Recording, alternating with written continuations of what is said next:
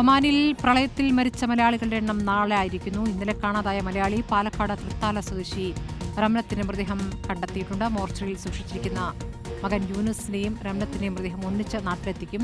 ഷംനയുടെ മൃതദേഹം ഇന്ന് രാവിലെ കേരളത്തിൽ എത്തിച്ചിരുന്നു. മിന്നൽ പ്രളയത്തിൽ കൊല്ലം സ്വദേശി മഹേഷ് കുമാറിനും ജീവൻ നഷ്ടമായിട്ടുണ്ട്.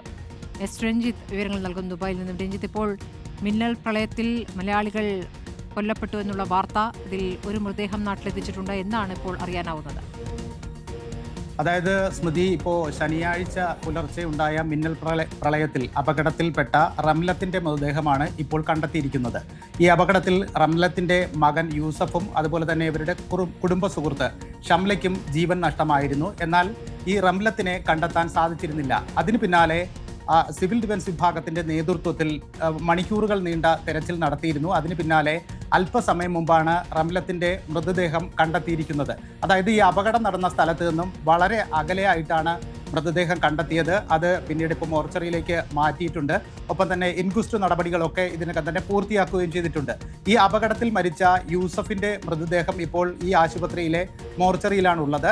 ഈ രണ്ടുപേരുടെയും മൃതദേഹം ഒരുമിച്ച് നാട്ടിലേക്ക് കൊണ്ടുപോകും എന്നാണ് ഇപ്പോൾ ബന്ധുക്കൾ അറിയിച്ചിരിക്കുന്നത്. രഞ്ജിത്താണ് വിവരങ്ങൾ നൽകിയത്.